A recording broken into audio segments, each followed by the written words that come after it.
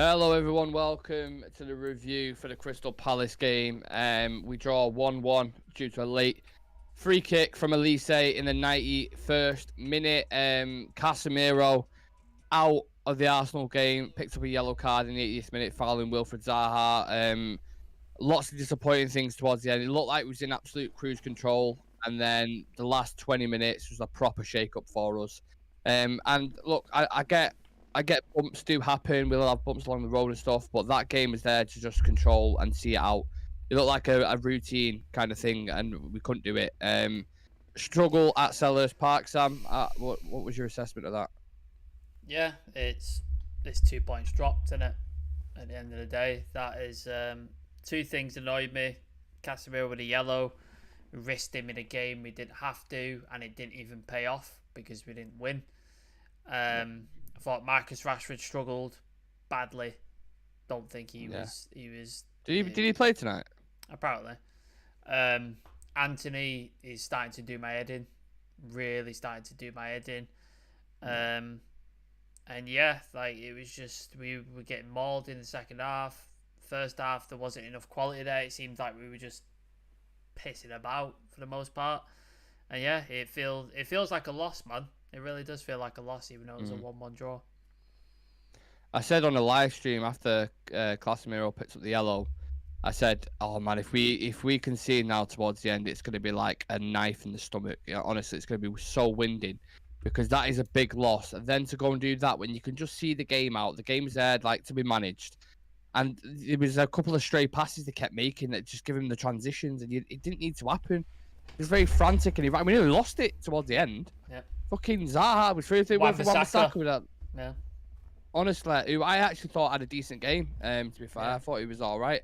But we'll go through certain situations in the game. Obviously, the first half, like you touched on, them was, you know, I didn't think it was too bad. There was bits of play where I was like not too sure about that. I thought the attackers needed to step it up. I wasn't impressed at all with Rashford or Anthony. No. Thought very below par performance. But of course, I didn't expect much from him anyway because it was his first game. He's not really used to the patterns of play and stuff. But what did you make of the front three's cameo in this game? Yeah, front three just wasn't up to it today. Like you said, Vegas first game, first start. He's had 2 training sessions. Like signed on Friday. He's playing on Wednesday, so it's not even a week he's been here. So did some decent, all right things. Got touches on the ball. That's about it, really. He wasn't really a goal threat at any point for me. No. Rashford seemed like the Rashford I was getting frustrated with last season. He's running into blind alleys. He was running into defenders. He was snapping his shots again. It seemed like all the stuff he's been doing the past couple of weeks had gone away. I'm not sure if he's not fit or what. I'm not sure what it was. Anthony just again, his refusal to know that he has a right foot and just to use it. Every single time he'd get a ball out to the right and he'd be running, he'd stop, look at the defender, do some little sort of feints, and then he'd hit it onto his left, and then the defender would be like, "Oh sweet, I just got to go this way then," and he'd block him off and it'd end the attack. And it's just time after time that happened, and then he was kicking off with Bruno about a pass as well. I'm like, mate, it was your fault. You put yourself in that position, and Bruno's had to come over to grab the ball off you. So it's just, they were just not firing for me at all. And we already have a problem up front, and when your best player, Marcus Rashford, isn't firing, you're going to suffer, aren't you? You're going to suffer. I do think Palace were extremely organised, though. They made it difficult for United. That didn't allow them any space whatsoever for the wingers. But that's where I thought the midfield. I thought the midfield was actually all right. I thought Bruno, Eriksson, and Casemiro were good. I thought the 2 centre backs, Lisandro Varane, did the job, and the wing backs, Luke Shaw and Wan-Bissaka, were really good. Just the attack just really lacks that zest about it. Do you know what I mean? Just that killer instinct to go kill the game off. And I could see it. I said before this, what did I say in the preview? Banana skin. Yeah. Because I just knew these type of games, if you're not on it, you don't kill the game off, it becomes a banana skin because they've got players. You're giving silly passes to the likes of Eze, Elise, Zaha, these kind of guys, they will murder you 1v1. And that's why Casemiro puts up the yellow card initially, and that's why Elise got the free kick, because we fouled him on the edge of the box and gave away a silly foul. Was it Fred who gave it away? Yeah, I feel like it was Fred. I think so. Yeah. There was a couple of shouts in that game. What did you think about the penalty shout for McTominay? I thought it was a penalty because I agree. think McTominay knocked the ball away from him, and the ball was going with it, and he took McTominay's legs, and there was contact. So for me, it was a penalty. Apparently, that referee had a similar thing happen in a previous game. He went to the monitor and changed his mind. Yeah. But for some reason, he didn't go to the monitor and check it.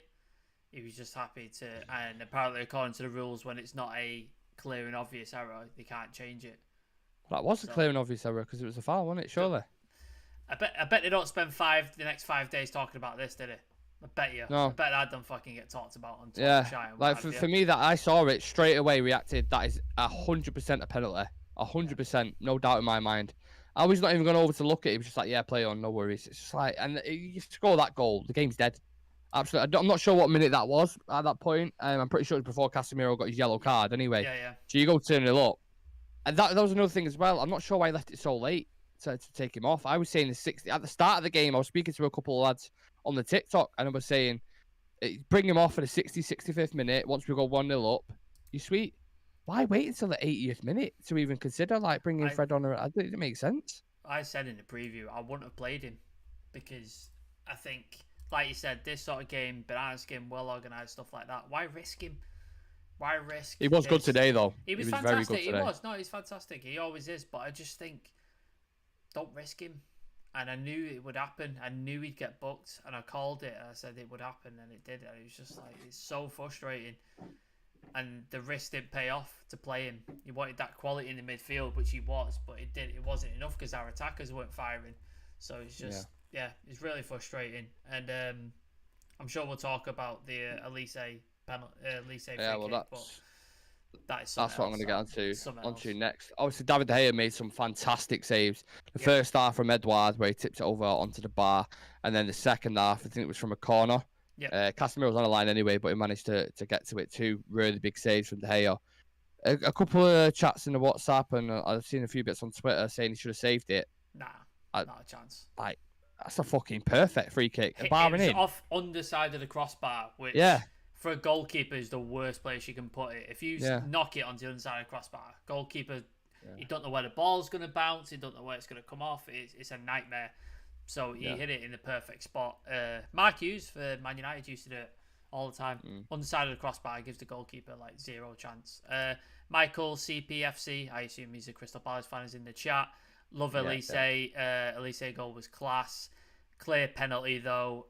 Great draw. So yeah. Nice to have you, Michael, on our channel. Welcome. But yeah, you're right. Elise goal was something else. Very, very special. And you probably could have won the game if it weren't for Wan-Bissaka as well, with that Zaha chance. So. What feels like I can't speak about any positives in a minute because I just feel so negative after that result. But Wan-Bissaka, I thought, was really, really good again. Fantastic. Like really positive. It's just like come back like the Undertaker. He's just sat up and like, you know what I mean, like the return of Wan. He's fucking done really well. I mean, I was impressed with both the wing backs today. I thought they dealt with the offensive threat in Zaha and Elise pretty much. Like, did decent. I don't think our defence got tested at any point. Like, they weren't too bad. The only time it happened was that run through from Zaha, and Wan-Bissaka dealt with it, and then they scored a magical free kick, and then there was the 2 good saves, but they're all from outside the box. The 2 shots. So like, I thought we did all right defensively. And David De Gea was on form, etc. So I thought we did all right. I don't think any of the defenders let themselves down. Yeah.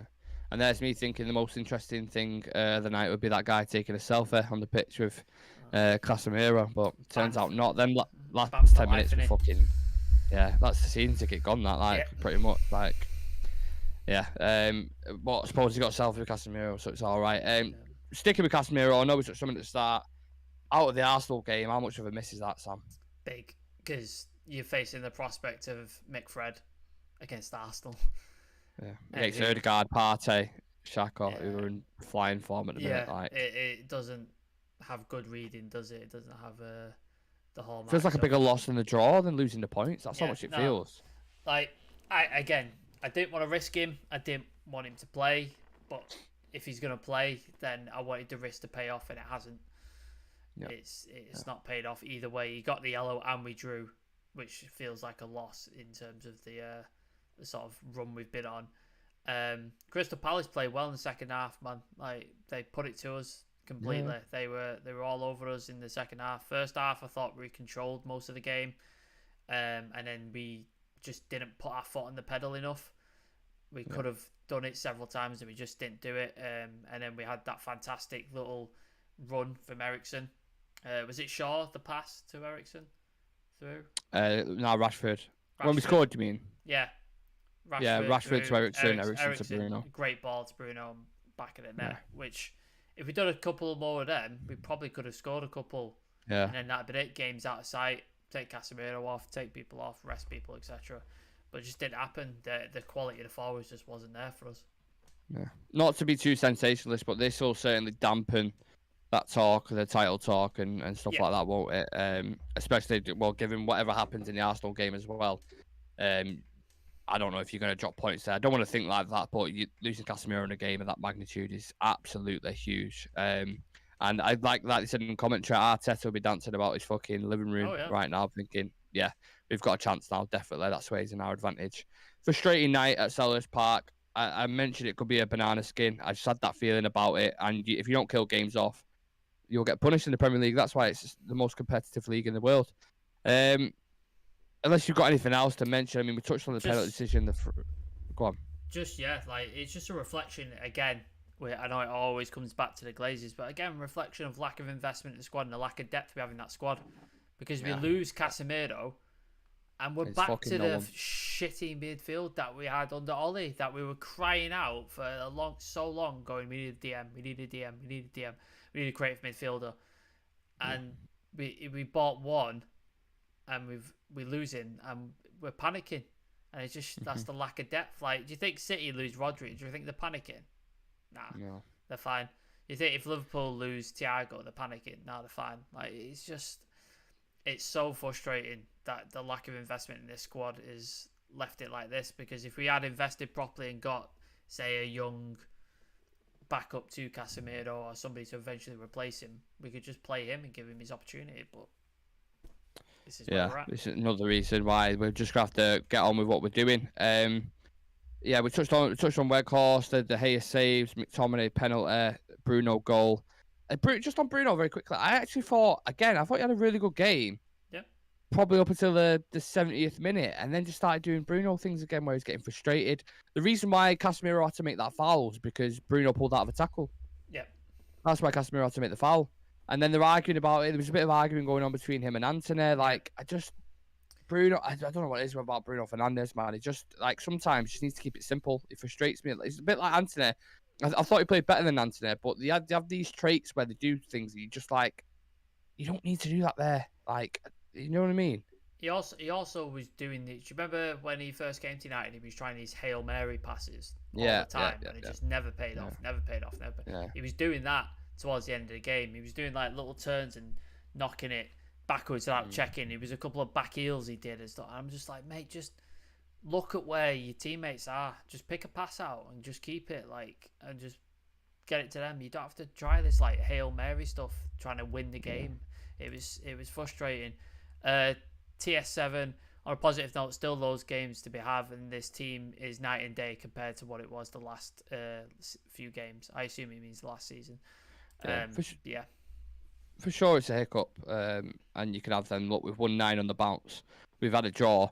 In hindsight, it's not the end of the world. But when you watch that game, the game was just there to be won. It was just there to be controlled, and you could have seen it out. And these points, you drop 2 points. Well, we level on points with City now, and they've got to play Tottenham tomorrow. Yeah, and then Newcastle have got to play. So, and they'll probably beat Tottenham the way Tottenham are in a minute. So So that's the annoying thing, because we go beat Manchester City and then you drop points to Palace, who have won 1 out of the last 5. We're in poor form at the minute. We've won 9 out of our last 9. You know what I mean? Like, we've been in flying form, so it's just, it feels like a punch in the stomach. You think this was out of our game, because this was our problem under Ollie, wasn't it? We would beat like City, we'd beat like that kind of stuff, and then we'd lose against a team like Crystal Palace, a team like Wolves, a team like stuff like that. That was what was happening to us all the time. And I thought Ten Hag had ironed that out, beat Forest comfortably, beat Brentford comfortably, beat all these like other sort of lower half teams very comfortably, and then he was beating the big teams, City, Liverpool, Arsenal. So you thought, oh, he's getting back to it. But again, we said this at the beginning of the season, Ten Hag is going to have games where he has these hiccups where players might not perform, there might be a decision go against us, etc. Things are going to happen where we're not going to win every game. We might draw, we might drop a couple of points here and there, and none of us were expecting a title challenge this season. So we go again on Sunday. Hopefully we can beat Arsenal and just keep going, keep this good feeling going. But yeah, this was going to happen at some point during the season, wasn't it? So yeah, I know it sucks right now, and I feel like shit, and I feel like it's a loss, but it was going to happen. And let's keep in mind the project and the time that Ten Hag is doing at the club. Yeah. Just a couple of quotes here coming in from Bruno Fernandes, David De Gea, and Ten Hag. Bruno said, "We missed chances. One pass more or the cross and pass was not good enough. We're not happy with 1 point, but we have to look forward now.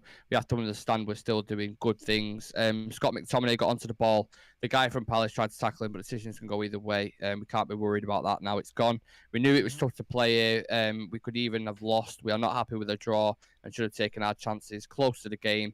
I've already touched on that. And then De Gea basically saying, second half from the beginning, we lost easy balls, no tempo in the game, and lost control of the game. They started to create chances, scored a great goal, 2 points lost today. Yeah, like you can't disagree with any of that. Very honest assessment of the frustrated players. Chivy in the chat is saying heads must roll, and hopefully Ten Hag gets into them. Yeah, they deserve it. Yeah. They definitely deserve it after the performances they put in, and then the sort of lackluster today. Definitely deserve a bit of a rollicking, and hopefully Ten Hag gets into him and just says, like, this ain't good enough. Like, you need to up your standards. But again, let's not get out of control. Let's not lose our heads and start going, oh my God, it's over. It's not work in progress. It's not like that. That's what I mean. Yeah, First season, work in progress. Things are going to happen like this, so let's not lose our heads, everybody. On the Casemiro foul, Ten Hag said it was instinctive. Casemiro went for the ball, missed it, and it was a dangerous situation. He wanted to stop it, and that was his reaction. Last time we beat Arsenal without Casemiro. Now we have to do the same again. Less training, no games, a couple of days here, but Weghorst did quite well in all elements. That's what I mean. That's the same thing, the same kind of theme you're going with there. Like, we can't react too much to drawing. It's the same thing with Weghorst. Like, I don't want to. You're probably going to get rival fans saying, "Oh, you signed Weghorst," whatever, blah blah blah. It wasn't, an outstanding performance from him. He just kept it kind of simple and did the basic things that they need to. His hold-up play was all right. He did what you expected really in his first appearance. I'm going to judge him after the next couple of games, and then it's going to be interesting against Arsenal if he plays there, because I don't know what's going on with Martial. Can we honestly say Martial would have done any better? Well, I think Martial would have done similar things, to be honest. Exactly. Drop deep, look to play, slightly different fashion. I don't. Obviously, go on. I don't think it improves any much more if Martial plays tonight. Yeah, it's just someone to hit as well as a target man. That was a different thing. You can see he was putting more crosses into the box. He had that one opportunity where he headed it over the bar. And aside from that, it was more kind of linking up with players and stuff. There's one more thing I wanted to discuss, and it's just completely slipped my mind. If it comes back to me, I'll come back to it. But we'll get into the player ratings. Get involved in the comments section if you're watching it live or if you're watching it later on, and let us know your thoughts on the individual players. We'll start off with David De Gea.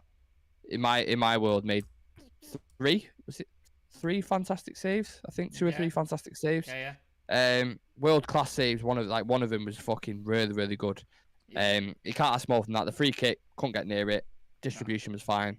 I'd say 7.5 because I thought the saves he made were sensational. Yeah, I thought he was on point. He's again one of the best shot stoppers in Europe when he's on it. Like, absolutely. You can't deny that. Whether he's United's number one come the summertime, obviously the contract situation's a bit of a thing at the minute with the pay cut, etc. But yeah, shot stopper is absolutely phenomenal, and he was one of our. I think if it weren't for the guy I'm going to pick, he probably could have put him as man of the match for me. I thought he was absolutely fantastic. Yeah, absolutely. Aaron Wan-Bissaka, another top performer. For me, I think I've been really impressed. I don't know if it's because I thought he was done. Like, I literally thought he was gone in January. Yeah. I'm watching him perform now. I thought he's been doing really well. Like, on the ball, dribbling wise, like getting out of tight situations. Yeah, so smart play as well at times. Intelligent on the football. I'd give him a 7. I thought he was good again, Wan-Bissaka. I'd put him on there with De Gea. I thought 7.5. He played really well going forward. Even that, yeah. Some of his passing was he's doing these little dinks as well. Like somebody came out to him and he dinked it over the guy and ran past him. Like against City as well, that little flick. I've never seen him do that before in his life. When did he learn this? When was he capable of this? So for me, he's man of the match for United. Like I thought he was phenomenal. I thought he did everything right. And that tackle alone against Zaha to prevent it 2-1 was that's what we know Wan-Bissaka for. That is what his bread and butter is. He's absolutely fantastic at it. So for me, man of the match, and I thought he was really, really good. No, that's a decent shout. I was gonna go for that, but I was like, I don't know, because I think there's a couple more, but we'll get into him. As a partnership, Lisandro and Varane, did you say they had different games at all, or would you rate them similar? Do you think? I think they were both on point. Did what they had to do. Headed balls, clearance, tidied up. Sandro got a nasty cut, didn't he? Yeah, he got elbow in the face, but didn't give a shit because that's who he is. Carried on. So, solid. I give him a 7. Both of them, I thought they were the spot on. Well, I think the full back line then deserves a 7, because apart from the free kick, it was pretty quiet, didn't it? I think Luke Shaw, I don't know, actually, because Luke Shaw was good. I'd probably give him the same ratings as Wan-Bissaka. I thought Luke Shaw was really good. Again, driving up the pitch, anticipation, reading the game. Crosses into the box, link up play with Rashford and Bruno. Thought he was really good again. Yeah, he's so weird. He could play centre back and he has an equally great performance, and then he goes to back to left back and he has another fantastic performance. So Shaw's massively improved, and Harry Maguire must be sat there going, "What do I have to do to get in this team?" Because when there's a centre back free, Luke Shaw's getting it. Luke's like, I'll play. Yeah, and then when the Lissandro and Varane are back, he goes back to left back. So it's just like... Well, this ties into the keeping the players at the same level and happy constantly, because Luke Shaw's got that versatility in his game. Pep Guardiola does it at Man City as well with numerous players. It keeps the squad fresh, hungry, and you know what I mean, like constant game time. So that's why Ten Hag does it, and he mentioned that himself in the press conference. Right, so the back line, happy with, done fine. We move into the midfield. Casemiro, taking selfies mid-game, was literally running it for a lot of it. The amount of interceptions he made and tackles was... for me, he was man of the match, Casemiro. Personally, I thought he was, again, elite. Obviously, the tackle is not what we wanted, but that wasn't his fault. That was Bruno Fernandes's fault for pulling out of the tackle the phase before that. So I'd give him man of the match. I'd give him an 8. I thought he was unreal again. I wouldn't argue. If somebody wanted to argue him man of the match, I wouldn't argue with it at all. Like I think again was great, and again, he made the tackle, but if he doesn't make that tackle, they're in on goal, and it's an attack. It's possibly they score. Zaha as well. Like in normal circumstances, if he does that foul and takes a yellow, you're applauding it because he's taking a yellow tactical foul, stops the attack. And you're applauding it, but because of the situation, obviously, it has a bit more ramifications. But he was phenomenal, absolutely phenomenal. 100%. What about Christian Eriksen, Sam? I'll let you take the floor with this, because I'm a bit pickled to discuss Eriksen. Great assist, obviously, for the Bruno goal, but he's not the Eriksen the start. Do you remember? No. You know what I mean? Yeah. It's a weird one. Think he seems to have less of an influence on the team at the minute. There was a bit though, because we've always said about him tracking back and his defensive work and stuff. There was a moment, I think it might have been Elise 1v1, and he got back. He had the beating of him with the pace, and he got back, got the ball, passed it back. So that was nice to see. The assist was really, really good, and it might not have been his finest game or his most stunning game, but I thought he did well.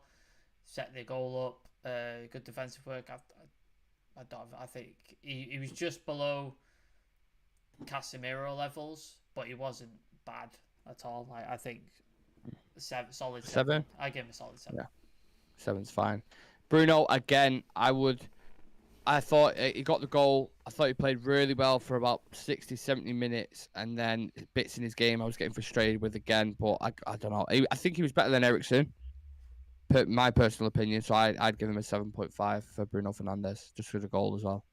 I'd give him a 7.5 because he scored, but in terms of performance, I thought he was very similar to Eriksen. I thought at times he was really, really good, and then other times, like you said, very frustrating, Hail Mary passes, arguing with people just consistently. So that sort of takes a couple of shades off of him. But yeah, I think he just edged Eriksen because of the goal. Really well taken as well. Like, great assist from Eriksen, take the touch back in the net. Like, so can't argue with that.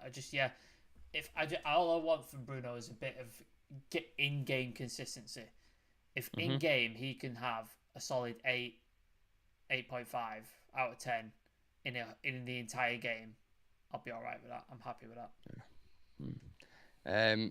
And then just sticking with inconsistencies, Anthony on the right-hand side. I feel like this is where the ratings are going to drop off a bit.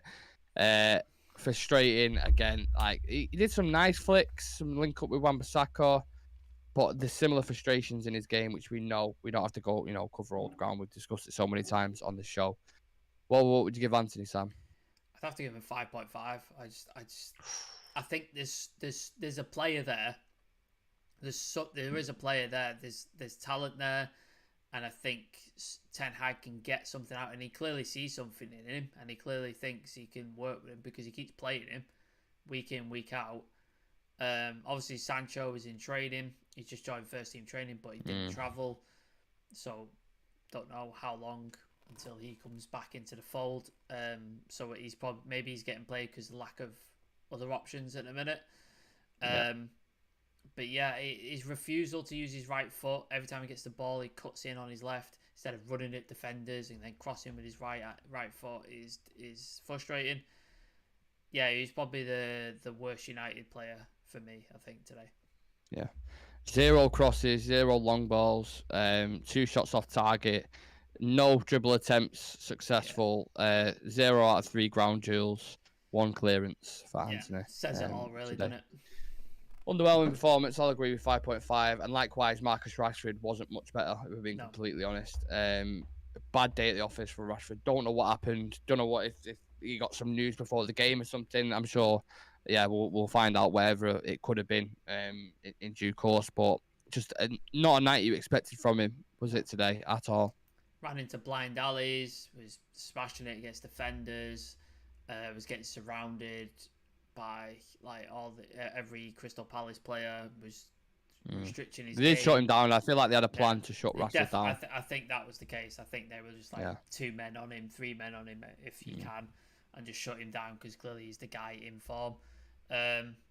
Frustrating night for Marcus Rashford, but quality like that and the form that he's in, it doesn't go away overnight, and I'm sure he'll come back stronger.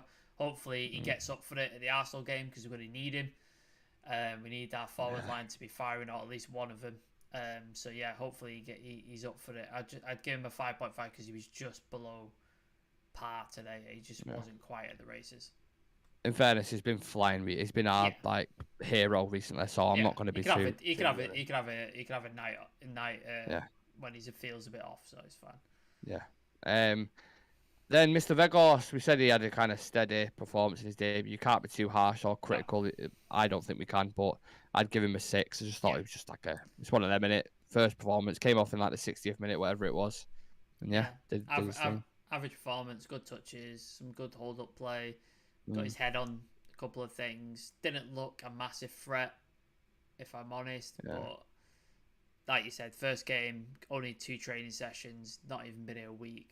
Let's give him some opportunities. If he's still doing this 4 or 5 games down the line, then you've got to start thinking, okay, this is not working. But yeah, I'm willing to give him the chance, give him the opportunity. So yeah, 6. Could I throw a hypothetical theory out there, right? When we play Arsenal on Sunday, we've got a preview on Saturday, so we're obviously going to dive more into it then. But I've just had a thought now, like a sporadic thought. With Luke Shaw's kind of rise to centre-back glory since he's been playing there, could you potentially play Varane, Shaw, Malacia at left-back to deal with Saka, and then Wan-Bissaka to deal with Martinelli, and then Leacher as a DM, potentially? Do you think he could do that role, or do you think it'd be risky? He's done it before, hasn't he, for Ajax under Ten Hag. He has played that position. He's got the range of passing. Like, he's got a fantastic range of passing. Reads the game fantastically well. Reads the game very well. He's aggressive, likes to tackle, knows where to position himself, etc. So I think he could do a lot worse. I think definitely he could do a lot worse than put Leacher there.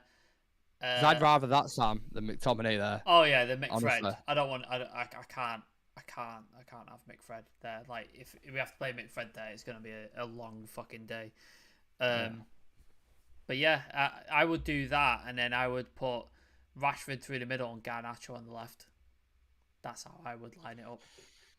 Yeah, because I think Rashford down the middle, because I don't think playing long balls up top over an Arsenal line is going to help us that much.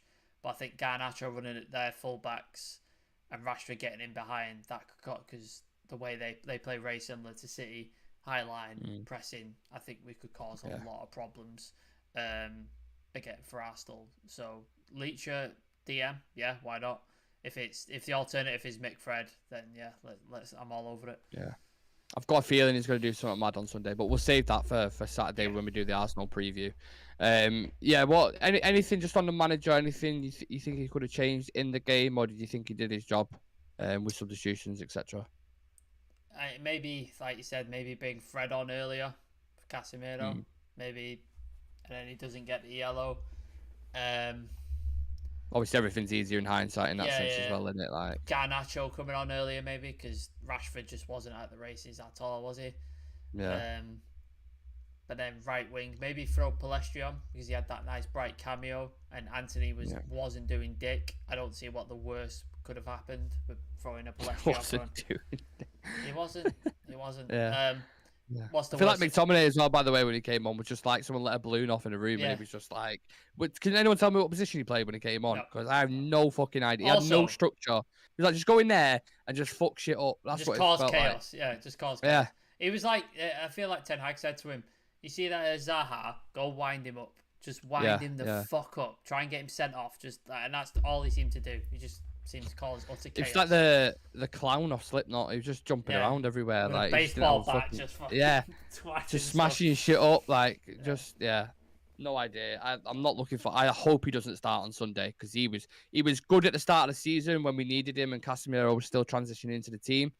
Now he's been out for a bit. You bring him in, he's just looked so basic, man. When you watch Casemiro in a game, and like we said, but I'll save my thoughts for the preview, because it's like when you upgrade your phone and then you have to like send it away for repair, and they give you a shitty. You got your cracked iPhone 8 in your hand. Fucking, this is just shit. Yeah, can still ring people, still does half a job. It still but works as an iPhone technically, but it's not the same, is it? It feels like a loss, man. It really does feel like a loss. It does. Yeah, I'm a little bit heartbroken. The momentum that's behind it, especially going into that Arsenal game as well. You don't want to go into that and be like, no Casemiro, 2 points dropped. Arsenal now have a big gap on us. If they beat us now, what's the gap stretch if they beat us? Let me have a look at the league table. It's 8 points right now, isn't it? So if they win, that goes to 11 points. 11, yeah. So they're on 47. We're on 39. Yeah. So you're right, 8 points, and they've got a game in hand as well, by the way. So, yeah, this talk of a title race has certainly been dampened by the struggles at Selhurst Park. Unless you've got any final thoughts, Sam? No, just I'm really looking forward to Friday, our 1,000th celebration. So hopefully we're in a better mood. We're in better mood on Friday, because if we're going to it like this, it's not going to be a fun show. So yeah, like, come join us on Friday for the 1,000th celebration. We're going to have every single person that is on this first channel. time ever. God knows if my Mac is going to be able to handle it, or if the graphic is going to be able to fit everybody on. But I'm sure I'll make it work. And then we've got a breaking news show tomorrow, so come check us out for that. There's lots of stuff popping off at the minute, with the ownership, with Garnacho's new deal, with Scott McTominay maybe going to Newcastle. There's like loads and loads of stuff popping off, so check that out. Arsenal preview on Saturday, so big game then. And then the watch along Sunday with the review afterwards, hopefully with a victory. Come check us out for that. So yeah, it's going to be a big week in United's future. So be on the channel, make sure you're subscribed. There's 79% of people watch this channel. You're not subscribed. Sort it out. Please do. Fix your lives. Sort it out. And all the communities come over for TikTok as well. Really appreciate it. You've been showing mad support. All the comments today were proper positive, saying we love the watch along, favourite YouTubers, all this kind of stuff. So we appreciate it, and we like the fact that you love the content, and it's only going to get bigger and better. And yeah, it starts with a celebration on Friday and the breaking news show tomorrow. So make sure you guys tune in for that. Smash a like on the video. Not what we wanted. It's a struggle at Selhurst Park, but we'll bounce back on Sunday, hopefully, and be smiling again in no time. So take care of yourselves. And yeah, we'll see you in the next one, guys. Peace.